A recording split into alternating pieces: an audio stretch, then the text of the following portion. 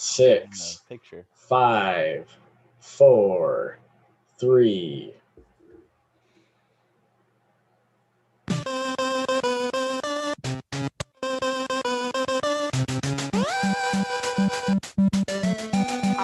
Playoffs, in my opinion, that's terrible. Screw 'em!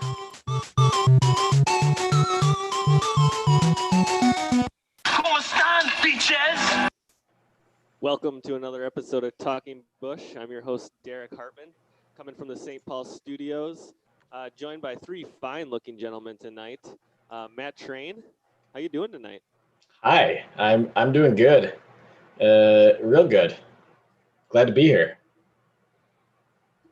Phil Bastrone coming across the country, North Carolina. I saw a live football picture. What was that like?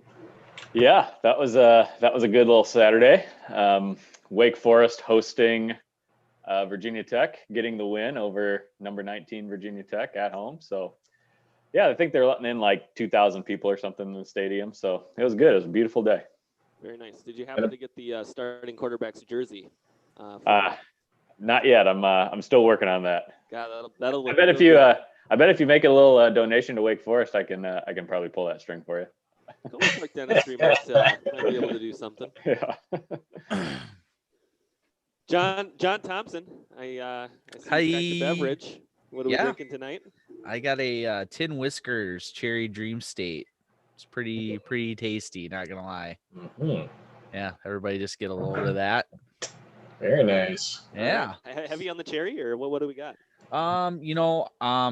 I would highly recommend cleaning the palate first, because at first swig, I was like, this tastes like Castle Danger. Not impressed. Add a couple more.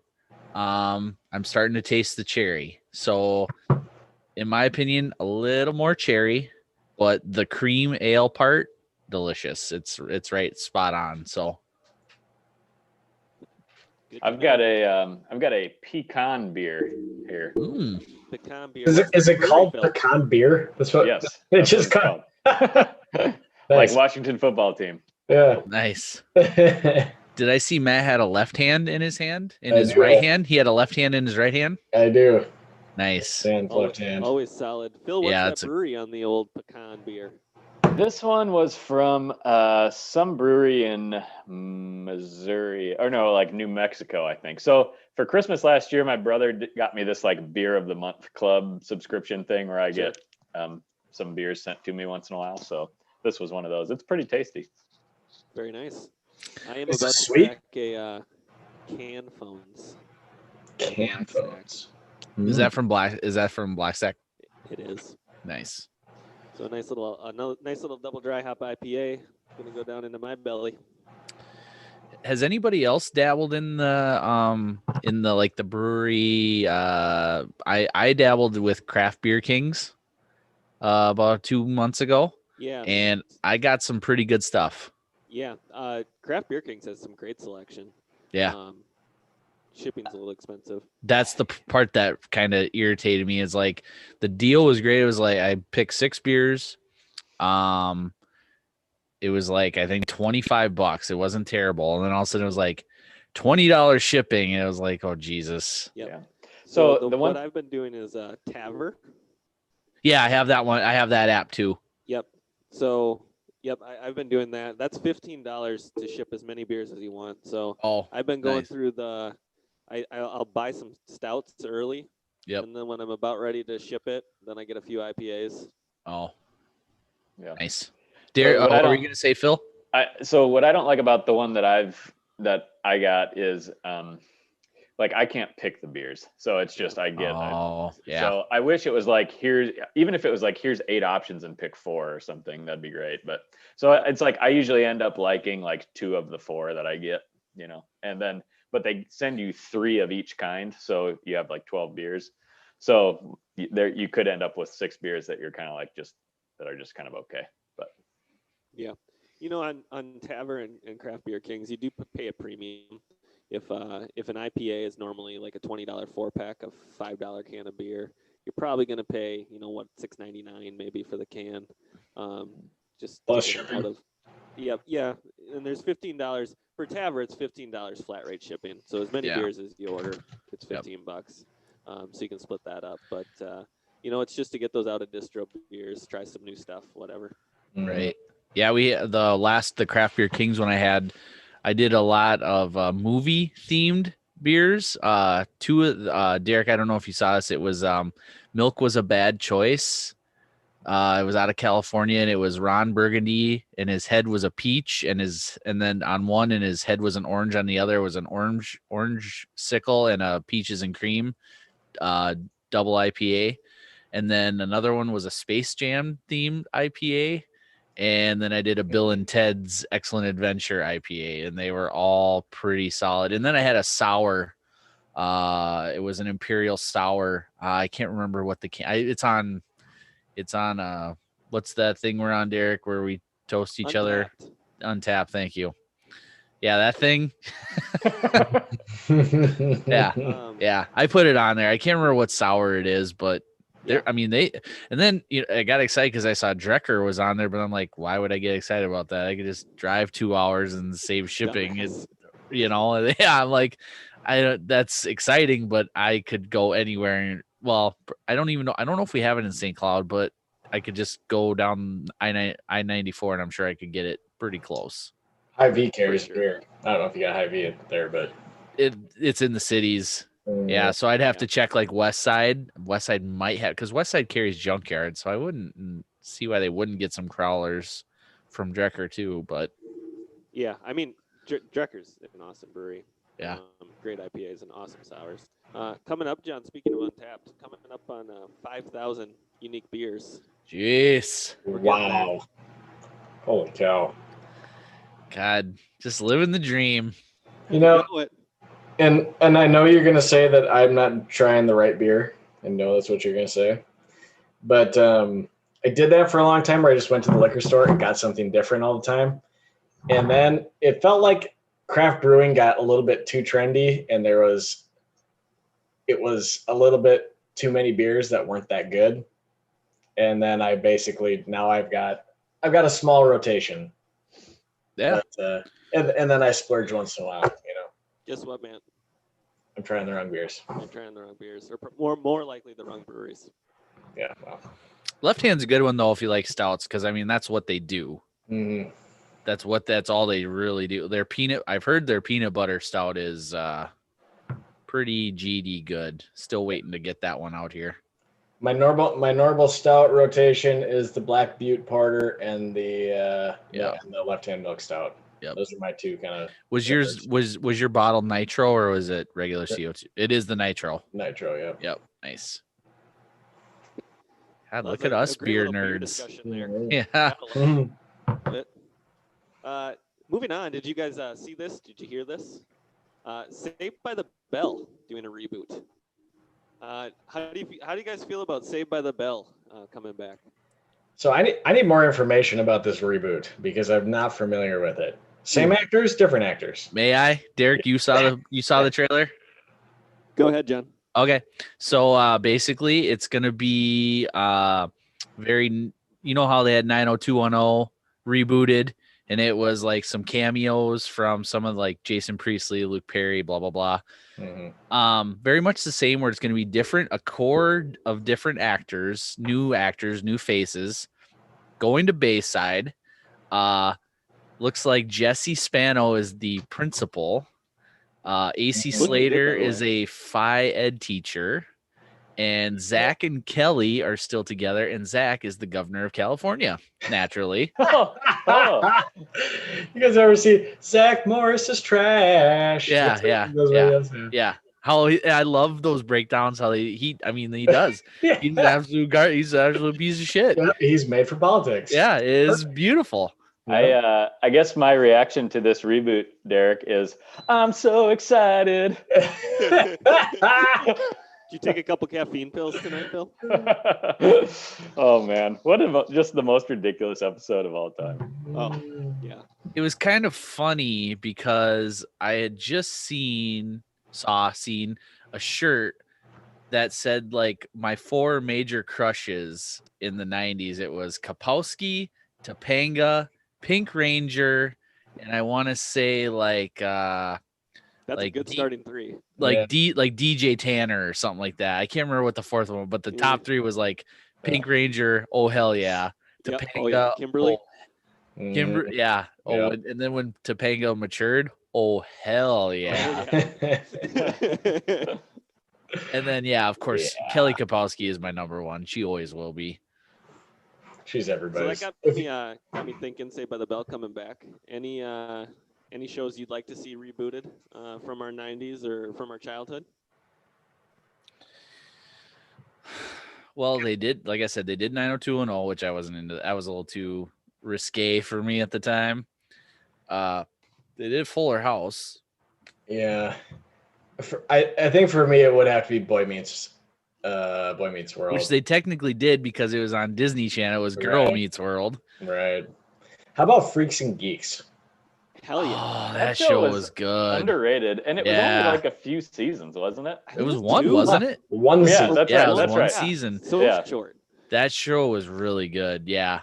I like that. I feel like that show would get like a big following now too. Yeah. You know, like I think it just didn't work on network TV or cable TV, network TV, but now on streaming it'd do. Yeah, oh yeah.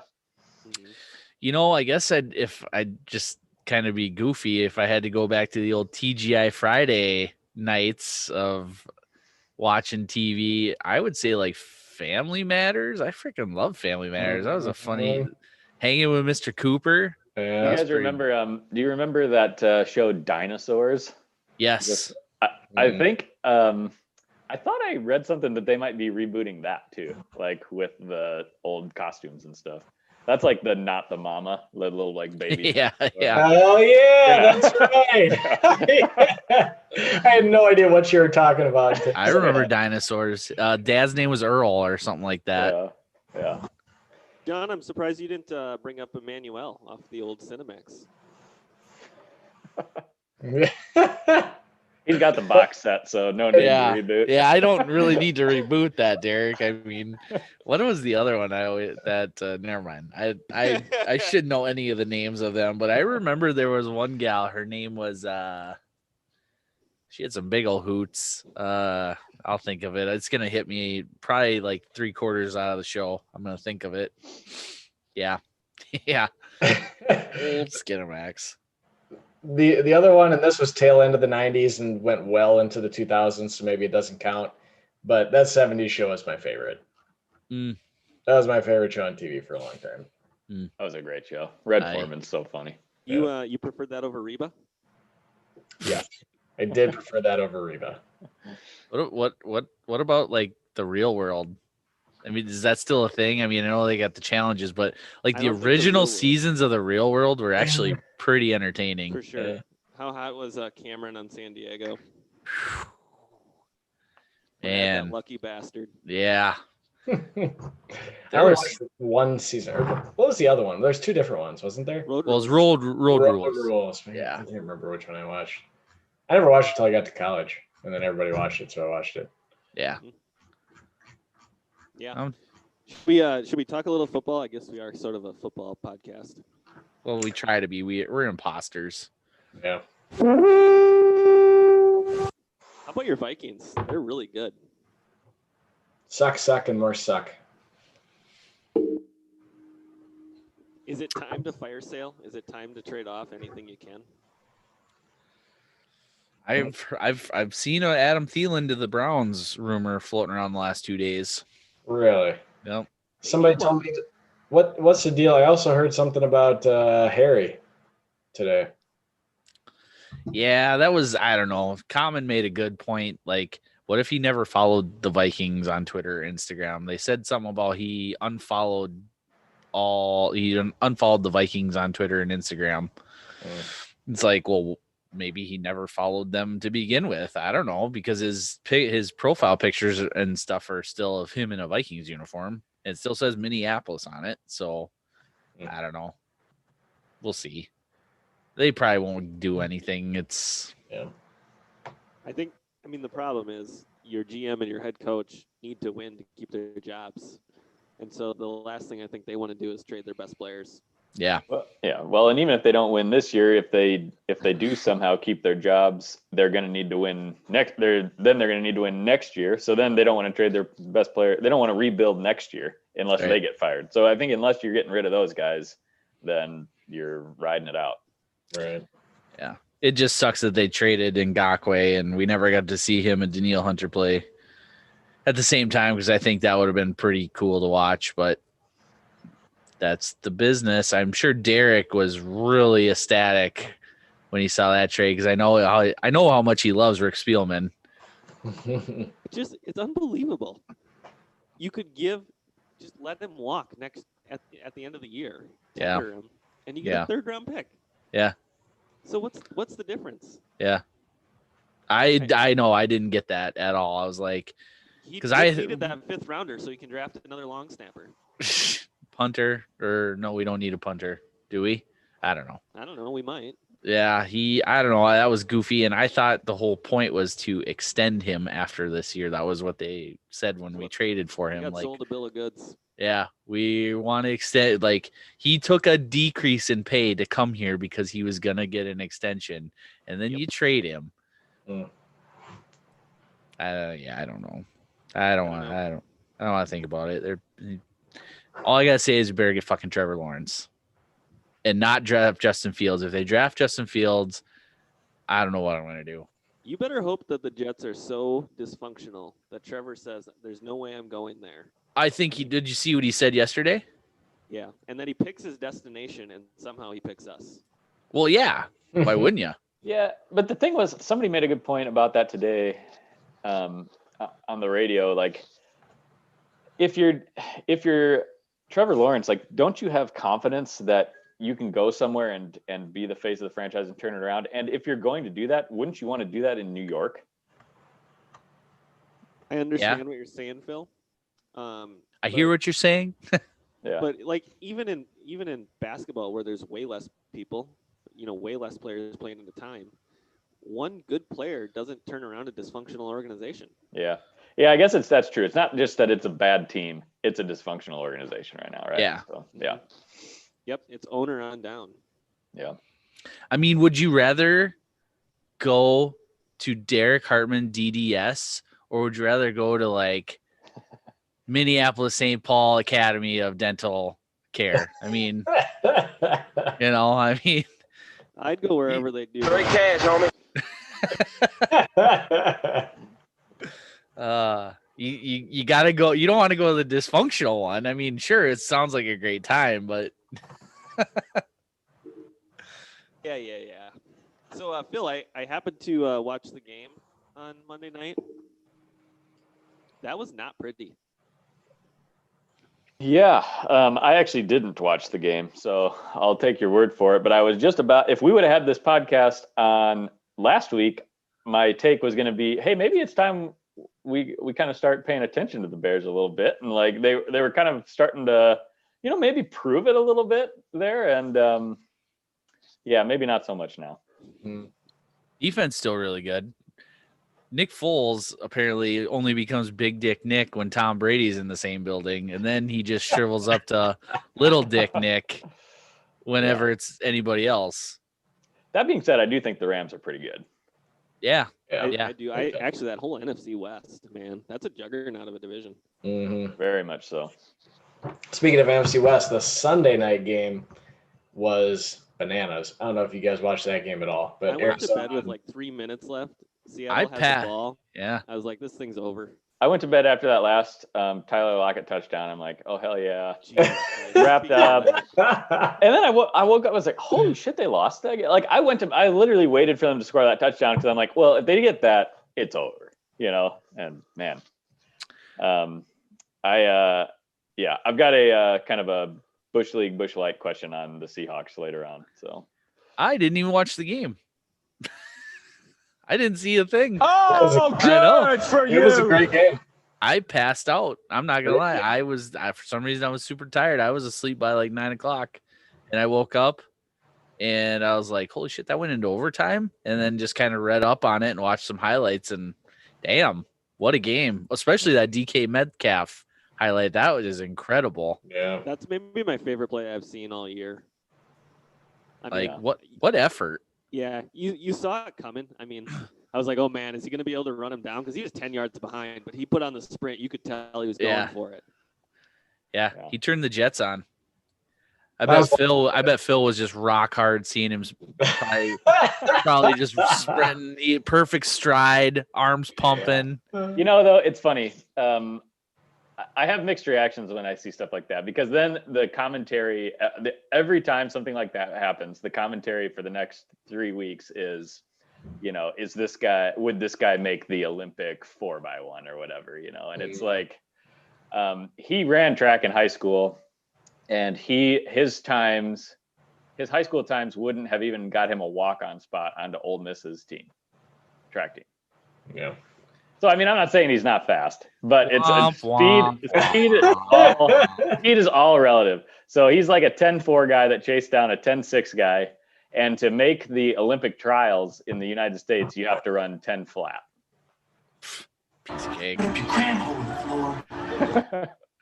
So, the But you gotta track snob there. Yeah, I was gonna say, you can't lie to me. You got a partial at least. Like, Well, that was a lot of speed there. Yeah, and he's a big man to carry that much speed too. So Yeah. That's pretty cool. The Golden Gopher football team got off to a great start on Saturday night, and then all hell broke loose. Yeah, so I went and hung out at Tailgate 1 with Dave Pikus. Very cool. It was set up pretty nice. He had he had the live broadcast on the big TV. He had the Sky Cam on the corner right TV, and then he had old Mike Grimm on the left-hand side on the TV. And we went back and forth between broadcasts, and I got there, and it was, I want to say, were they tied at one point? Not just 7-7, but were they tied like 14? No. Mm-hmm. I think it was about the time they scored their fourth touchdown. The wind that came out of the sails pretty quick at Old Tailgate 1. Yep. And it was just it was more of enjoying the atmosphere than the game. But yeah, still really cool. But man, that Gophers defense, they couldn't stop a nosebleed. Yeah, the linebackers, unbelievably bad. Just missing gaps, not filling gaps, not understanding what a play action pass is. You know, that one touchdown run, I mean, guy didn't even get touched, right? The first one to tie it up. The first touchdown. Yeah, that was crazy. 7 yards. Not even close to being touched. Yeah, that was a linebacker missing a gap, and then the safety also filled the same hole that the linebacker filled. Yeah. So, I mean, one person out of line, you know, it happens, but that's bad. You know, it was going to be, I was curious to see kind of how people played, because this is obviously week 1 of the Big Ten. And so then I think you saw that Penn State had a letdown. Minnesota, that wasn't necessarily an upset, but they had a letdown, I think people would say. Oh, yeah. And so it's, and that type of stuff happens in week 1. But then when you only have, 8 weeks of the season, like, you are now in big time hurry up mode. I mean, Iowa had a letdown, right? They lost to Purdue. Yeah. So it's, you can't afford to stub your toe very much, and so they're gonna have to be pretty good moving forward if they want to do anything. And you saw a little bit about what happens with COVID striking in the Big Ten. With the Gophers missing multiple specialists, and all of a sudden they don't have a kicker or a punter. Right. Wisconsin's gonna have the same problem, but with quarterback. Yeah, but and sorry to Phil's point. Usually the Gophers play, Colorado State, and they can have those mistakes and may, 90% of the time get away with it, and not against a Big Ten team or a Power 5 team. You get exposed pretty quick, so they're gonna have to clean a lot of that up. but the Wisconsin game got canceled, right? For this coming week. Yeah, it did. Yeah, So Wisconsin, Nebraska is canceled. They're not going to make it up. So I heard this today that in order to be eligible for the Big Ten championship, you have to at least play 6 games. So, obviously now Wisconsin's still eligible, even with only playing 7. Yep. But if they get a bunch more positive tests this week, and then that cancels their next game, then they can't miss any other games. Right. So it's going to be pretty interesting to see. I mean, somebody could literally, like, Wisconsin could just take themselves out of it.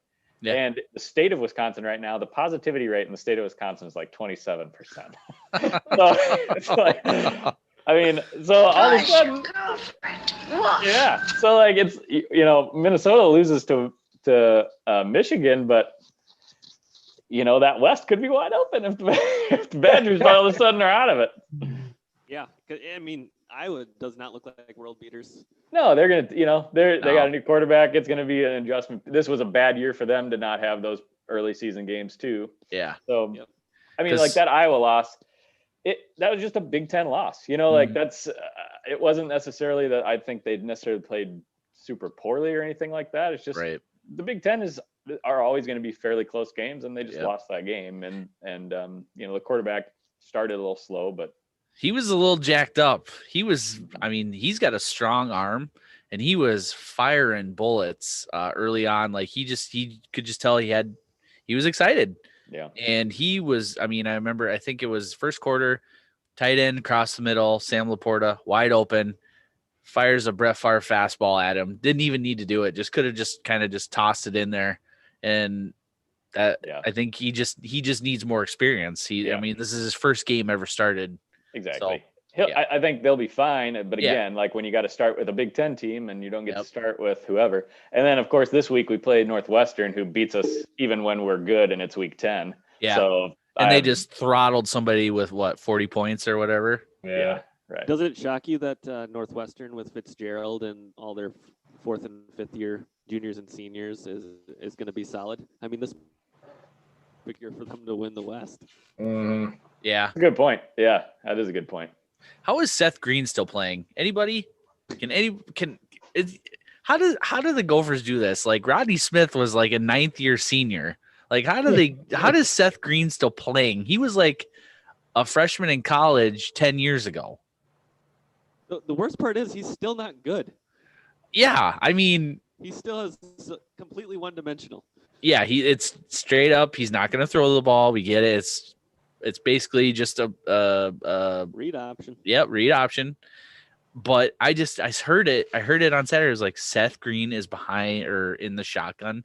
What the hell? How is that even possible? I don't get it. They apparently got the rule book down to a T on how many times a guy can be eligible after he graduates. Yeah, just saying. Didn't help him. Yeah. In that case, I got like 3 more years of eligibility. Loserville, USA over here. That's what it is. Can we talk about the World Series last night? Just quickly. Didn't see it, but I saw plenty of discussion. Same. Didn't see it. Kind of started watching a little bit, but basically Blake Snell having a Jack Morris night. Struck out. He was cruising. He only allowed 1 hit. It was a bloop single. 6th inning, 75 pitches in. He's going to face the top of the order of the Dodgers. So I think it was Betts, Cody, what's it? Yep, and Turner. And analytics. Struck out 6 times. Struck out 6 times, and analytics say pull him. Game 6 of the World Series, analytics say pull him. He's given up 1 run. And he struck out the top of the order twice already, and they pulled him. And then they gave up a run, and then they end up losing. When is it, Matt? You're an analytics guy. When is it time to just throw analytics to the side and just go with what is in your gut when a guy is cruising like that? Well, I think especially that's always been the difference between that made baseball so weird in the postseason.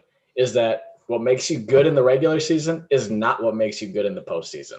The game Correct. is so different because it's a feel. You feel it. It's an endurance. It's an endurance event during the regular season, and and when you have that big of a sample size, you have 500 at bats, and guys are throwing 200 innings. Then those things make sense. When the sample size is one game, then it should never be based on analytics. It should never be. Like, you also don't have to pitch again in 4 days, which matters. Yeah, Like, go all 9. Yourself. Yeah, you're going. Yeah. Yeah, I don't know. That'd have been how you can be in that situation and not say, we're going to just he's rolling. And until he starts looking weaker, until his stuff doesn't look as good or they're starting to make square contact, then we'll deal with it. I don't, how can, in that situation, how can you not just roll with it? I don't know. Because their bullpen was lights out all year long. So why would you not just keep that in your back pocket and then go matchups? You know what I mean? Like get him to the 8th or even 9th, and then this reliever here, that reliever there, instead of just one reliever for all 3. Because I think it changed for the postseason. I know in this regular season it was, guy had to be out there for 3 batters or whatever. But yeah, I saw on Twitter that Blackjack Morris said that was the best pitching he's seen in a World Series ever.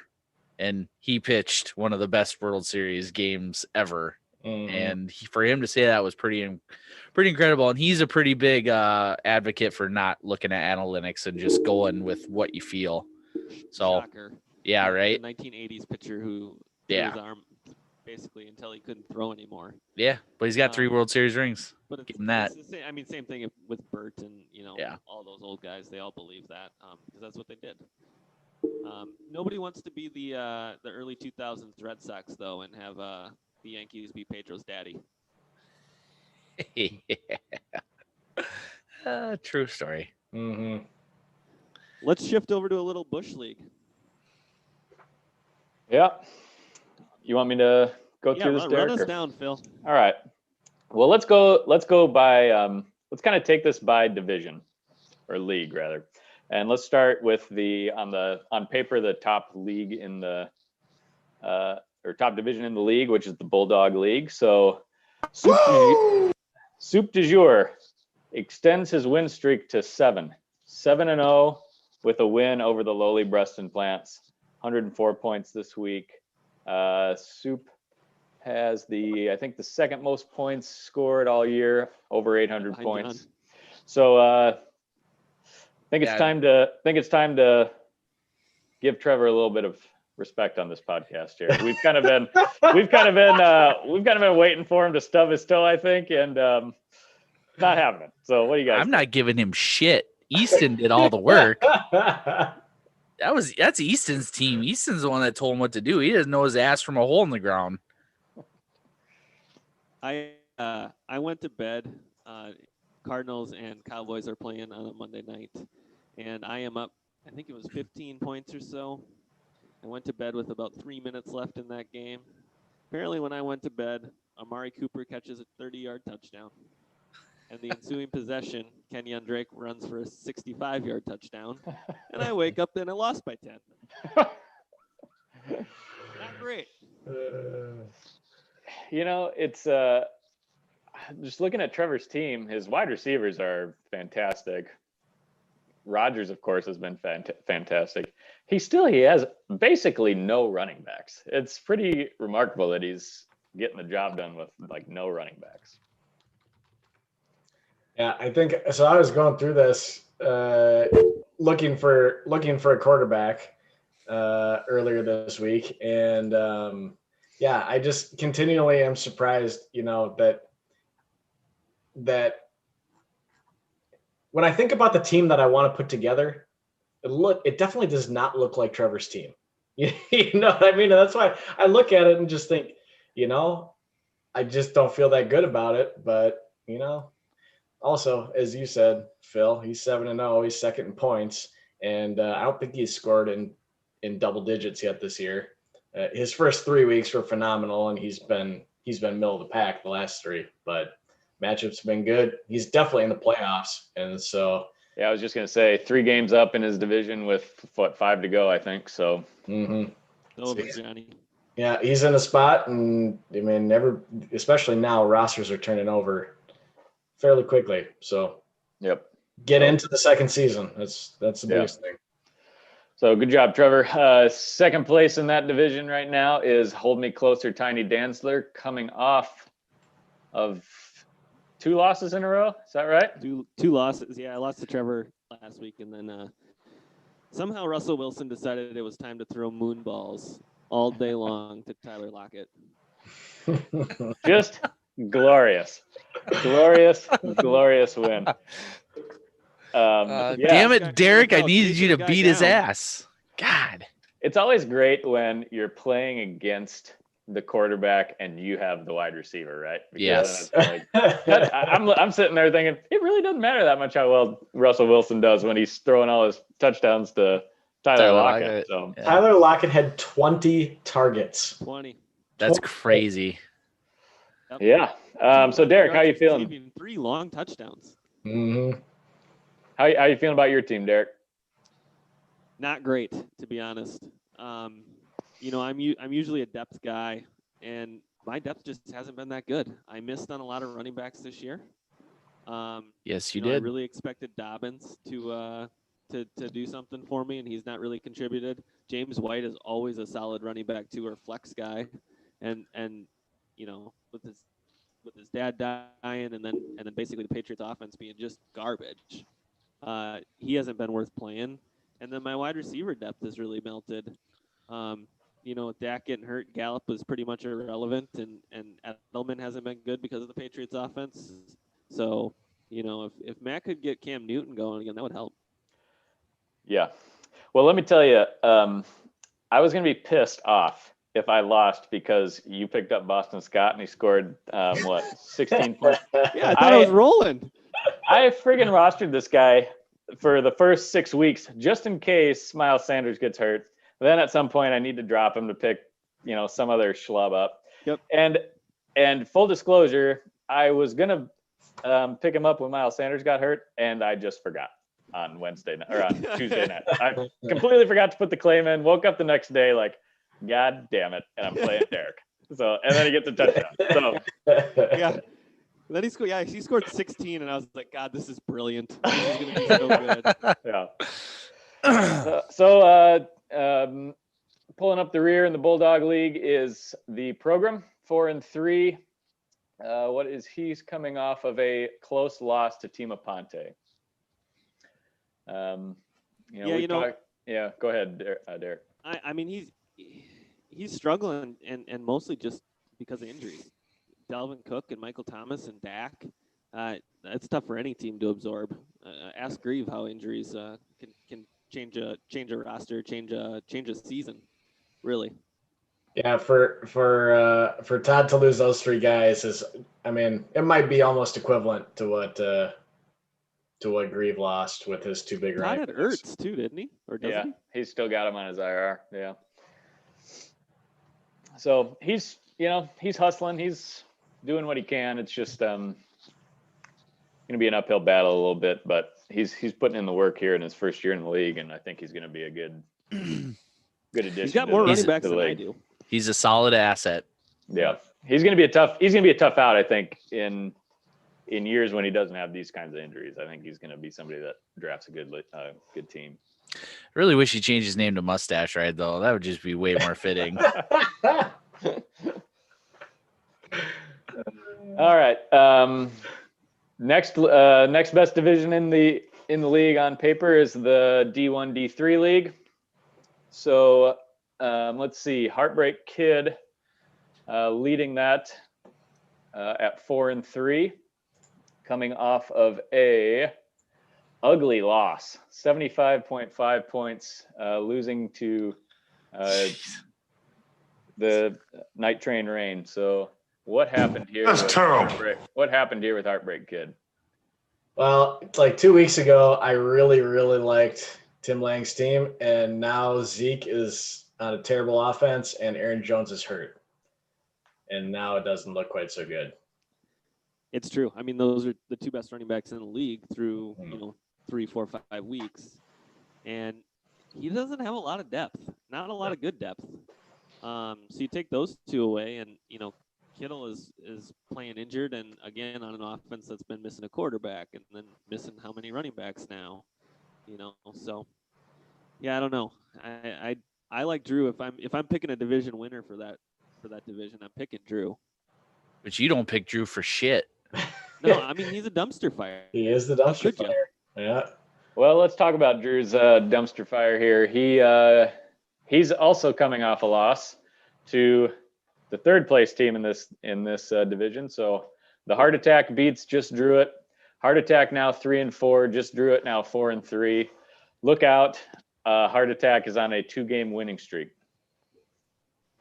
Yeah, the evil empire is coming.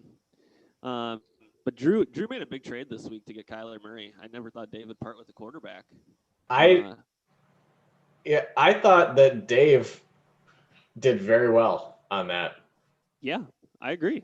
As a matter of fact, I think that if Drew could have just helped himself from trading stuff away, that he would be one of the best teams in the league. And he's middle of the pack now, but he traded for Eckler, who immediately got hurt. Yep. And Kyler Murray has been, he's QB1. He's been awesome. But he gave up a fair amount to get him, especially in a league where running backs are dropping like flies. It's been crazy. Drew has gotten in his own head. If I'm being honest, because his team was good, really good. And I still think Drew's got some pretty good depth though. If you look at, I think he's got great depth. Yeah, so he's now got QB1. He at running back, Carson Robinson, and he traded some running back depth, but he got David Montgomery back, which is if you're talking about a flex guy, bye week guy. Oh, quit sucking the Bears' dick. David Montgomery is garbage. Yeah, but he traded Todd Gurley and got him back. Is David Montgomery that much worse than Todd Gurley? Yes. Yes. It's not close. Yeah, it's not really close at all. Todd Gurley, I bet, is RB6. He was RB8. 8? I looked it up. Yep. What's David Montgomery? RB69 with Mitchell Trubisky. Gurley has been a stud this year. Yeah, Gurley's been really good. Trust me, I know. Sure. I just played him. Yeah, but again, you're talking about somebody that's going to be a flex or a fill-in. When Drew's running backs are healthy, Montgomery's not playing. Right. And then, Drew's gotten, as somebody that owns Deontay Johnson in 2 other leagues, Drew's gotten screwed by Deontay Johnson a little bit. And if he can actually be good, then. Yeah, but he also has Claypool. But he's got Claypool too. So guess wrong every week on those two. Yeah. So now that being said, they're both being chased by Hartman, whose team is looking much better now than it did 3 or 4 weeks ago, I think. He always manages to rip people off in trades. Yes. And also, Justin Jefferson is a valuable commodity now when 3 or 4 weeks ago, we didn't think that was the case. Clyde Edwards-Helaire was looking like maybe not so good a few weeks ago, and he's maybe starting to turn a corner a little bit. Chase Edmonds is starting running back now. Was he rostering Chase Edmonds the whole time? Or yeah, he picked him up like 3 or 4 weeks ago. Yeah, but he's rostered him the whole time. Yeah, that's a good pickup. Yep. Baker Mayfield's been playing fine. Mm-hmm. Mike Williams, rather, he has these boom weeks where he can score 35 points. Yeah, the evil empire's coming. Week where he has 1 catch for 4 yards. So. Right. Yeah. Exactly. You got to guess right on that one. I know he took advantage of me, but I didn't feel that. I didn't feel as bad as some of the other times he's offered trades, and it's like, Adam, this is legitimately unfair. I don't know. I don't know how you can feel good about. I get it, but it's like we're not doing that. That's not fair. But you don't feel good about giving up a receiver that went 13 for 196 and 2 touchdowns? Yeah. Julio had like 40 points last week. Yeah, the week before I had 40 from Julio. So potato, man. It'd be different if Julio is, hurt still, or they're not throwing to him, and Calvin Ridley and Russell Gage are getting all all the catches. But even last week, he had 8 for 97. That was not terrible. Not bad. So who wins the Tommy Johnny League? I would vote Drew. I'm voting Hartman. Who's in it again? Tim Lang, Drew, and Adam. Ooh, I would have said Lang had Dak not gotten hurt, but I'm gonna go with Adam. I think Adam's gonna think Adam's gonna rise from the dead. Adam actually has the most points out of that division too. Yeah. So he's gonna win the tiebreaker if it comes down to a. He's had a couple of massive weeks the last couple of weeks. It was a 200-yard game from Derrick Henry and then a 13-catch, 2-touchdown game from Devontae Adams. I'm going to go – I don't know. I think it's close, and I'm going to go Drew just out of spite for Hartman. All right, so let's shift over to the Maverick League. Team Aponte, 5-2. He is coming off of a win over the program. Scored 103 points this past week. What do we think about Max's team? He is now 3 games ahead of second place in the Maverick League. Max's teams have always been solid. He rarely, and when he does, what I know Matt has been on his ass the last couple of years about starting slow, but he always somehow rises like a phoenix and makes the playoffs. He's good on the waiver wire. Always has been. Darrell Henderson was a big pickup for him this year. AJ Brown coming back from injury is maybe the number 1 wide receiver since he's been back. Just a total stud. God, that guy is so hit or miss though. It's like you don't hear from him all game, and then boom, 70 yards out of nowhere. It's crazy. Yeah, and that's exactly what happened against the Steelers too. Yeah. There's 2 long passes late in that game, 1 for a touchdown. Yeah, I like Max's team a lot looking at it. Like Evans, Diggs, Brown. He's got Melvin Gordon on the bench. He's got A.G. Green on the bench. Just no holes in the lineup, right? Yeah, I mean, he basically just has to make sure he doesn't screw it. He doesn't pull a Derrick and sit the wrong wide receiver. So this is me just now learning that A.J. Green scored double-digit fantasy points finally. after I started his ass the first 4 or 5 weeks of the season, and he scored like a total of 12. So I had not even looked him up at all until just this moment right now. So yeah, I mean he was awful. He was absolutely droppable. Yeah. Okay. Anyway, That's fun. That's fun. All right. Night Train Rain. Night Train Rain is coming off of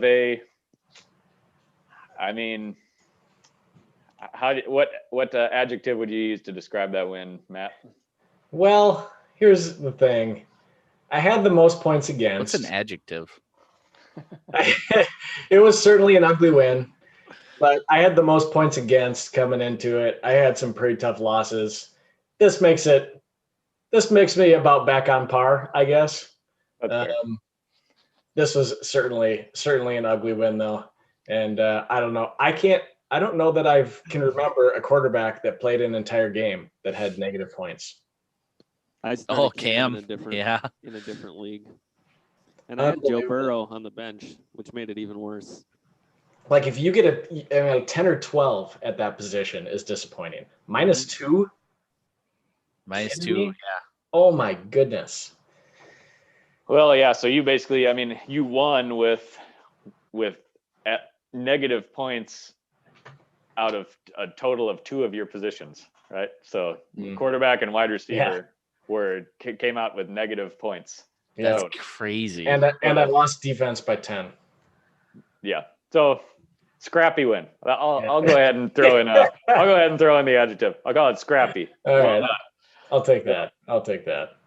Still 3 games back with 5 to play from Team Aponte. Playoffs. Yeah. Enough said. You're awesome. kind of behind on the points for race. Oh. How did I? So here's what I think about when I look at Trevor's team. Great wide receivers, and hit on quarterback, right? I drafted Lockett and Ridley. You drafted them, really? Yes, I drafted Lockett and Ridley, and I had Cam Newton to start the year. I missed Ridley the first week because I started DJ Moore instead. But DJ Moore in your defense is a starting wide receiver. He is, and Ridley had 30 some points that first week, and I lost that week when I should have won. And I also started Wentz the first 2 weeks of the year, and he was terrible. And now he's awesome because I dropped him. But I think you're summing up why you suck. Yeah, I'm starting to pick up on this. Fantasy football is hard. It is hard. in summary. Preston Plants is also 3 games back in that division. Now 2-5. Started out 2-0. He has lost 5 in a row. And let's talk about negative. Let's talk about the trade. Negative power ranking from I think the first time in the history of our power ranking tracking. Yeah, it's early yet. The power rankings are always super, like every single year at the beginning of the year, we have a team that's leading in all play win percentage and most points per game. And once the bye weeks start to hit, things start to even out a little bit. But yeah, this poor son of a bitch. It's unlikely. It's unlikely, but his team is really bad. Really bad. So sad. I mean, you compare his situation to Todd's, and they're not that different. Right. And Todd went $35 on Michael Thomas, the most expensive wide receiver by a mile. He played a half of football, and then lost Dalvin Cook. Now, granted, he got good production out of Dalvin up until he got hurt, and then also had QB1 and lost QB1. So, yeah, I don't know. It doesn't help either that Greaves at the Buffalo connection that he had crashed and burned at the same time. Yeah, John Brown, and he picked the wrong guy. Yeah, well, and my new quarterback was extremely, extremely good the first 3 weeks of the season. Has been very mediocre since then. Yeah, he's what everybody thought they were. Yeah. Can you guys McCaffrey is a recipe to have the lowest scoring team of all time? Cumulative, maybe for the year. Yep, okay. 12 team arrow talking. Right. None of Dave's antics, but so that's where when we talk about the worst teams, it always gets a little bit tough to distinguish because there's quite a few years in there where Dave started people on buys and things of that sort. He had checked out long ago. Right. But it's funny to see the names, how consistent they are. Like you don't see Phil, you don't see Derek, you don't see John, you don't see Matt. I've got one really bad did you? on there. Yeah, you did? Okay. 2016, I think, was a bad year for me. But speaking of bad, let's go to the NFC East of the Busch League, the Warriors. Jesus, do we have to? We have to talk about this fucking shit show. That being said, it's a tight race. So yeah, sadly. Yeah, this could be the most exciting. West Cannon Coyotes, let's see, had a close loss to division rival, the Big Hoss, 93.8 to 90.2. So, John, take us through the matchup. Well, was feeling pretty good going into Kansas City versus Denver, and was watching actually. I think I was watching Hocus Pocus at the time, so I'm watching on my phone while Harper's watching Hocus Pocus, and I think it was about 14-7, and next thing you know, it was 21-7, and I'm like, what the hell? What happened? Oh, interception for a touchdown. Okay, they'll keep trying. Very next possession, 102-yard kick return for a touchdown. Well, Jesus Christ. Now they're just going to go into fucking conservative mode, and sure as shit, 4 catches out of Kelsey for 46 yards and 200 yards and a touchdown for Mahomes, and that is your dagger. And I think I got pretty good production out of everybody else, but the Chiefs just had one of those games, and I'm not even mad about it because the Chiefs have literally carried me this season, and I get to see Dave one more time, and I hope we fucking put up 200 on his ass. Yeah, man, the Chiefs have really carried you to those 3 wins. So yeah. That's Oh, I'm sorry. Where are you in the standings? We'll get there. Yeah, and hey, didn't we play already? And how did that go? Yeah, I think we did. I think you might have. Yeah. Oh, you think? Does have the most points in the league. I will blame that. I have 847, bitches. Yep. You got hurt too when you only get that limited production from your Chiefs, and then Mike Davis has been putting up 20 points a game for you, and he had his and that was the thing too. Like Curtis Samuel ran into, or I think he ran in one for sure, and then either Samuel or DJ Moore scored a receiving touchdown. So Robbie Anderson didn't get a TD, neither did Mike Davis. Like it was just they put up the points, but I just needed 6. I literally needed 6 from somebody. Yeah. And I didn't get it. So well, you've got you live and you learn. You've got Antonio Brown now, so there's your savior. Fuck yeah. I can't wait for that fucker. We'll get to that in Busch League versus Busch. He's gonna dick stamp you all season long. So let's stay on that game and talk about the Big Hoss, who's 1 game back, 2-5. 90 gets the win, 93 points. Looks like he had a nice week from Todd Gurley, who is good. Is good. You're right. Okay, maybe I haven't been paying enough attention to Todd Gurley. I've been paying a lot of attention to the passing game since I rostered Matt Ryan, and yeah.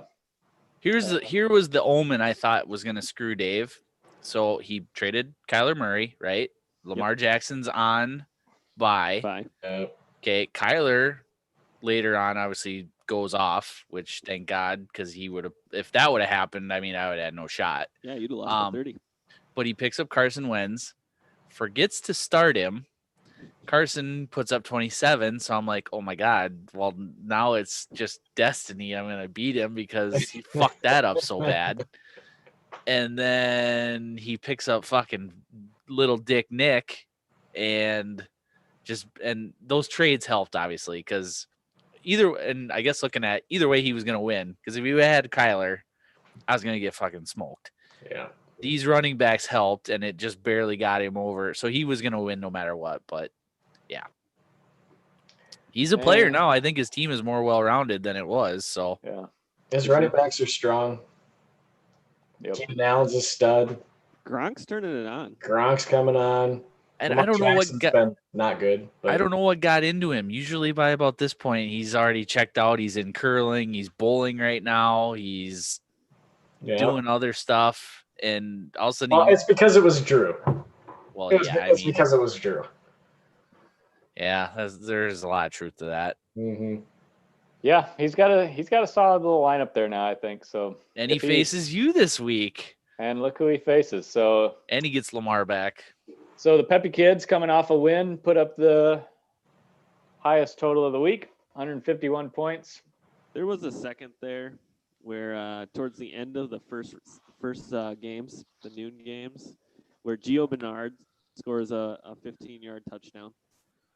And then I flip it over to the other channel, and I got the Lions and Falcons. Yeah.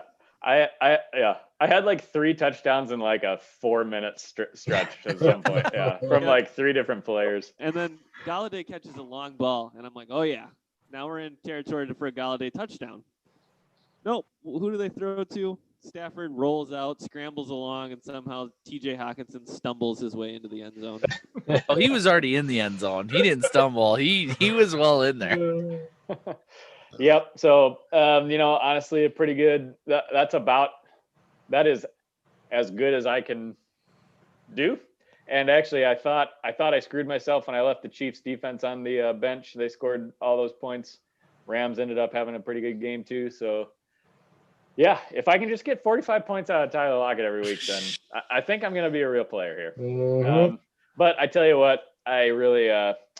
I'm still in pretty big trouble here for the next couple of weeks. I do not feel good about starting Giovanni Bernard and Latavius Murray at my running back position. So that's who you got to start this week? I think so. Miles Sanders is still going to be out. And Nick Chubb's still going to be out. So, Philip Lindsay. Oh, I am starting Le'Veon Bell because he's playing the Jets. So that's MFR. Le'Veon Bell is going to get like 25 points. Yeah, and Godwin's going to be out. So then I can shove Antonio Brown up your ass in a couple of weeks when we play. So that'll be fun. Godwin is out. So I have also been hurt by the injury bug, but so has everybody. So that's that. Cool story, Hansel. Yep. Cool story, Hansel. Thanks, Olaf. Allen Robinson's in concussion protocol too.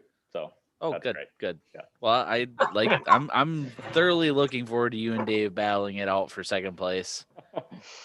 Yeah, it might not even be all that much of it. Actually, now that I look at Dave's team, it might not even be that much of a battle, to be honest. So we will see. I think I play each of you one more time. Help me make it through the night.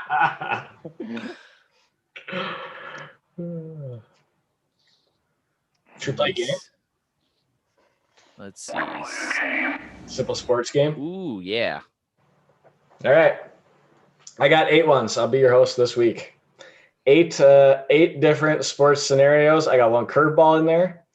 It probably won't be that big of a curveball, but anyway. Is this the one where I got to say my name and answer? Yes. Yeah, sure. Yeah. That's going to be kind of more fun that way. Yep. Okay. Hopefully these aren't repeats. I was trying to remember what Derek had done. Anyways, number one, just watch back. I mean, they're on YouTube. Yeah. Well, there'll be different descriptions though. That's all right. Yeah. Number one. Receiver gets away with pass interference, steals ball from defender in the end zone for the win. John. Drew Pearson, Hail Mary. John. No. Well, I was for sure in first. Yeah, I didn't. You didn't make any sound. Yeah, you didn't make any sound. What'd you do? Yeah. Anyways, what'd you do? Click your lips together or what?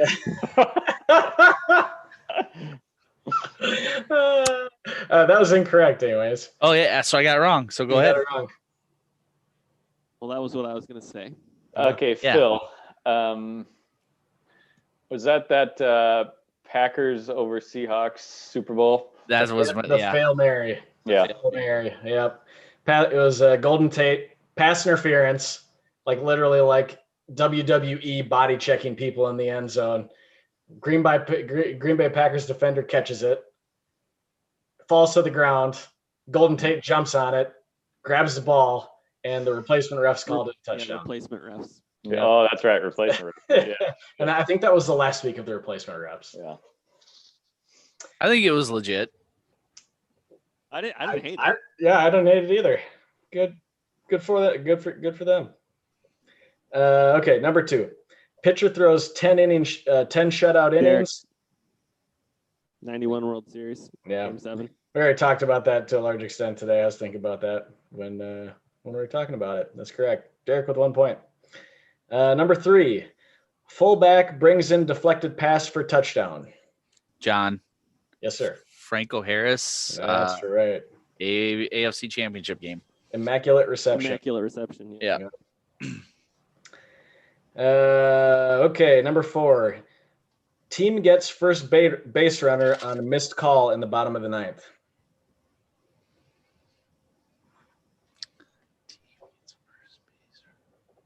Was that the John? Was that the Chicago White Sox? Was it who was throwing a perfect game? Oh, I know. Yeah. Yes. Go ahead, Derek. Right. I can't remember his name. Andres Galarraga. Yes, Armando Jim Galarraga. Joyce missed the Armando. Yep. Yeah, Armando Galarraga gets the 27th out of a perfect game by like a half a step at least, and Ron Joyce calls him safe. Yep. Was there a name for that one, or did they just call it? Not that I'm aware of. Okay. No, I can't think of anything. Just Jim Joyce is an idiot. Yeah. Okay, number 5. 2 heavyweights battle in foreign country. Derek. Jesus Christ. Which one? Rumble in the Jungle. That's right. Or Thriller in Manila. Yeah. You take both. Yep. Number 6. Batter points, hits home run. Phil. Yep. Babe Ruth. Calling a shot. Calling a shot. That's right. Did you have the year of the World Series? Was it the 27 World Series? That sounds right, John. I'm not sure. Yeah. I don't know. It was against the Cubs. I know that. Yeah. And it was against the Cubs. And the speculation was that he was pointing at the bullpen pitchers who were heckling him. and then he hit a home run, and the reporter reported it as him calling a shot, and he ran with it. Nice. That's sweet either way. Yeah. To be honest, he's either calling a shot or calling out the heckler. Yep. Yeah. All right, number 7, last second lateral wins game. Phil. Phil, I think got the one.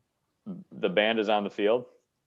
No, Oh. although that is obviously that fits, but not the one that I was I got it. choosing. Yep, Music City Miracle. that's the one that I had. Ooh, Man, good some of the fits too, one. though. That was such a fun game. Yeah. That was awesome. I remember where I was watching it. All right, and number 8, backside George reverse to remain undefeated, win title. Backside George reverse. I thought maybe John would get this one. Backside George. Read it one more time. Backside George reverse to remain undefeated, win title. I don't know. The only play I have in my head isn't a reverse. It's Vince Young Rose Bowl. Yeah, your head's not in the right spot. This was a Nope. curveball. This is Remember the Titans. It was an amazing call. Oh, God damn it. I just watched that 2 weeks ago. I thought maybe you would get it because it's like there's a scene, it's like a zoom in on his face and he goes, backside George reverse. Yeah. Did PD? No, did not. Did No, Rev it's call the- it or did Rev, yeah. Rev called it? Rev, Okay. yeah. Because Sunshine ended up running it in, right? No. Sunshine was playing quarterback and then Rev came in and Rev caught the ran it reverse. and Rev ran Sunshine the was reverse. blocking. Yeah. Yeah. Damn it. And that's all I got. I don't know who the winner was. That was good. Yeah. We're all winners. Yep. We all get The participation audience. That's trophies. who the winners are. Yeah. You're welcome. I believe Phil prepared a little Busch Light. tour. Busch League. I did. I've got 3 of them. You ready? Ooh. Okay. So the in one of the more exciting games of the week in the NFL, the Browns had a last second touchdown to get the win and go to 5-2. So the Kevin Stefanski led Browns, who are 5-2, will make the playoffs. Is that Busch League or Busch Light?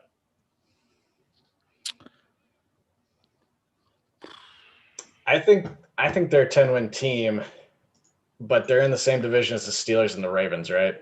They are. Yeah. Steelers are 6-0. Ravens are 5-1.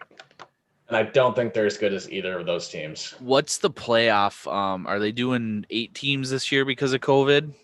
It's 7 instead of the normal. Number 7. Gets a bye. It's- And that's it's that's 7 the and- reason I would say that it is Busch Light is because Yeah. that extra team is getting in. Yeah, I would agree, but You win 10 games, you're going to be in.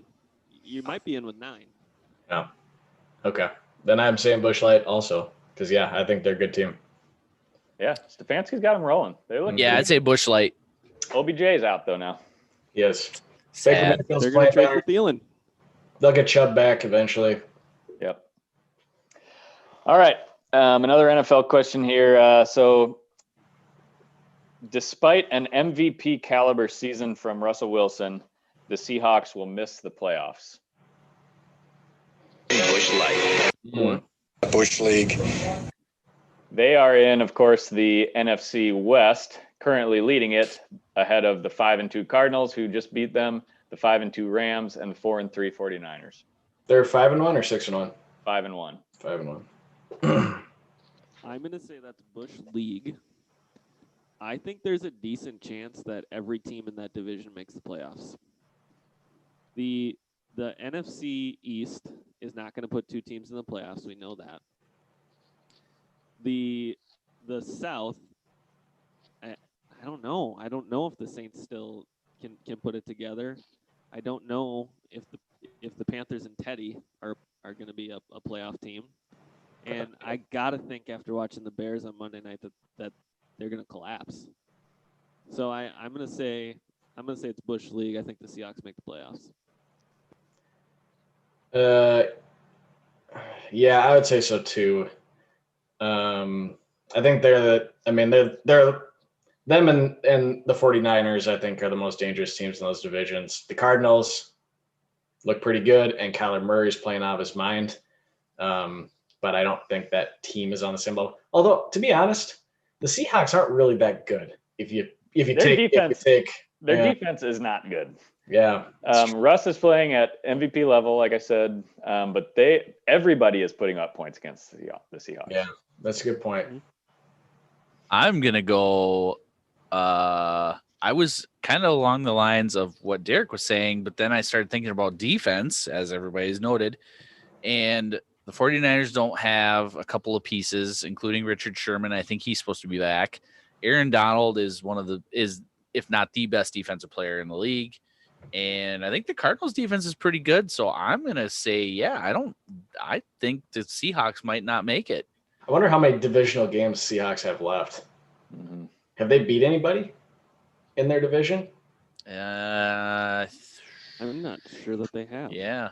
No, their first division game was just this one against the Cardinals. So they've got the 49ers this coming.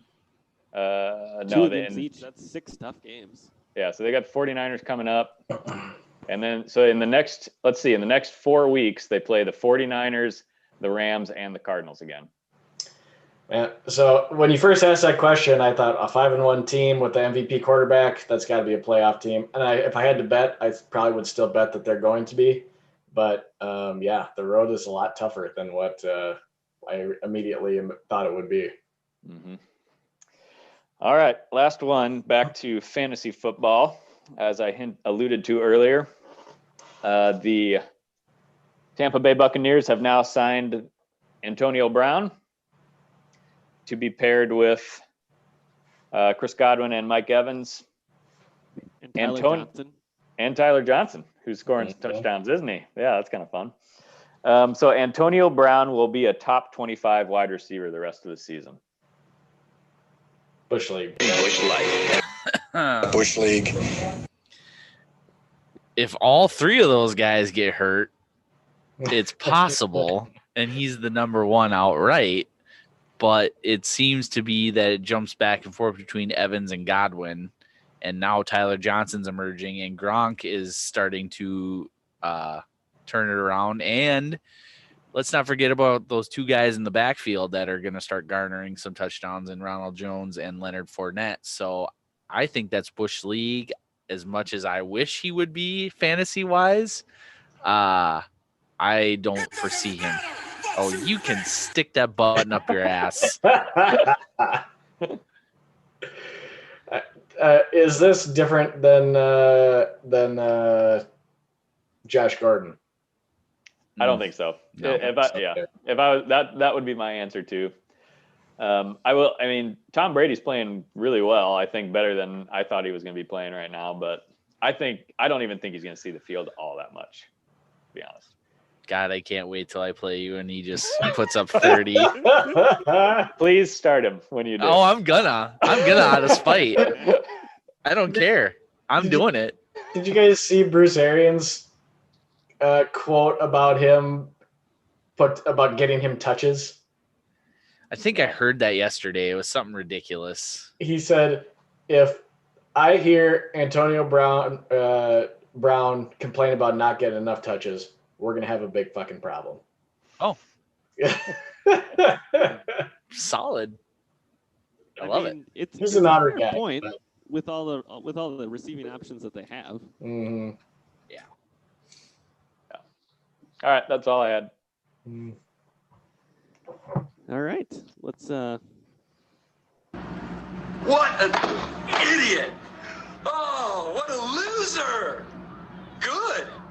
Good. More for me and you. Man, you are one pathetic loser. You're a moron. Who is this imbecile? Jesus. I knew. Who is it? The moron of the week this week is Romeo Crennel. I don't know if you guys watched the Packers game at all. No, what did he do? Down 21, fourth quarter. got the ball inside the red zone, kicked a field goal. Then down 18, under 10 minutes to go in the game, kicked another field goal. Just that classic cut it to 15. Yeah. Absolutely. Get it to a 2-score game, with a couple field goals. Especially with Aaron Rodgers on the other side of the field, just dealing. Throwing it. I mean, he could have thrown it to Devontae Adams basically every play, and they could not stop it. So then I decided to look into it a little bit and say, maybe this is just a one-time thing for Romeo Crennel. It turns out Twitter is pretty good if you put in Romeo kicks a field goal. It brings me back to 2012. Speaking of consistence, 4th and 3 inside the 5, down by 7. You're a 2-13 team. What do? Romeo Crennel kicks a field goal. Oh my gosh. So Romeo Crennel, moron of the week. Obviously, he's not a long-term answer for the Texans as a coach. He's one of the oldest coaches in the NFL and whatnot. But man, you just can't change a guy. Game theory is tough to learn. Yeah, he's all about them points, brah. Mm-hmm. That's all I got this week, boys. Anything else to close it out? Nope. I think we did. I think we got her pretty well dicked. Good luck this week. I really need to turn it around. Big week for me. Getting back on the winning trails, and good luck. Someone hit the "oh good for you" button, or we don't give a shit, or It doesn't matter. Thank you. John? Daddy was a no-talent pussy, but at least he lives it. That is. Oh. All right. Bye. I